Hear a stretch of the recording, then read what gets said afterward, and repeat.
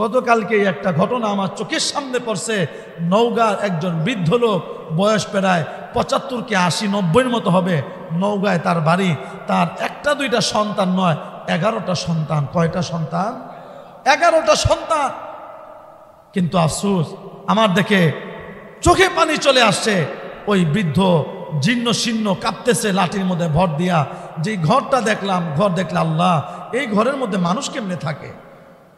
বৃষ্টির পানি top top পড়তেছে, শীতের সময় কেমনেই ভাই বাঁচবে? এই ছোট্ট কুড়ে ঘরের মধ্যে, ঝুপড়ি ঘরের মধ্যে এই বৃদ্ধ বাবাজি মুরব্বীটা থাকতেছে, জীর্ণ শীর্ণ শরীর, কাঁপতেছে। 11টা সন্তান, 11টা সন্তানের মধ্যে একটা সন্তানের ঘরেও এই বৃদ্ধ বাবাজির ঠাই হয় নাই। একটা সন্তানের ঘরেও এই বৃদ্ধ বাবাজির ঠাই হয় নাই।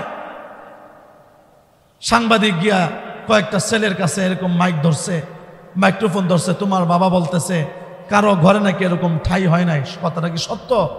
কত বড় বেঈমান, কত বড় বেয়াদব, কত বড় নিমুখ খারাপ, কত বড় গাদ্দার বলতেছে আমার বাবা মিথ্যা কথা কয়। নাউজুবিল্লাহ। বাবা যদি তোমার উপর জুলুম করে, বাবা যদি তোমার উপর অত্যাচারও করে, সেটার বিচার করার অধিকার তো আল্লাহ তোমারে দেয় নাই।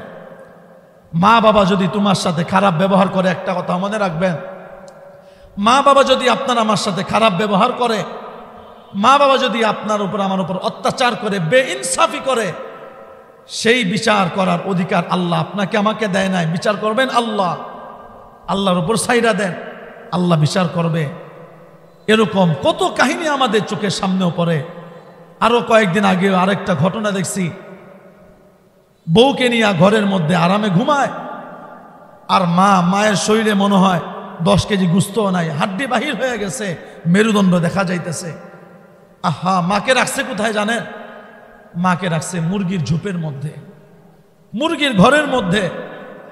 সাংবাদিকও বেচারা অবাক হয়ে গেছে, এই ঘরের মধ্যে মানুষ কেমনে থাকে? যেখানে মুরগিরও থাকার মতো ব্যবস্থা নাই, সেখানে সৃষ্টির শ্রেষ্ঠ মাখলুক নিজের মাকে পর্যন্ত নিয়ে রাখছে।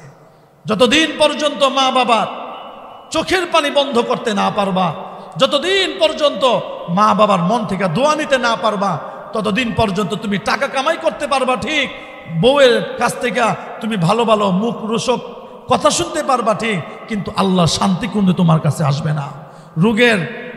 রোগের ওষুধের বস্তা নিয়া, তারপরে রিপোর্টের বস্তা নিয়ে তারপরে ঘোরা লাগবে, অশান্তি রশি নিয়া গলের মধ্যে ঝুলতে হবে, কোনোদিন তুমি শান্তি পাইবা না।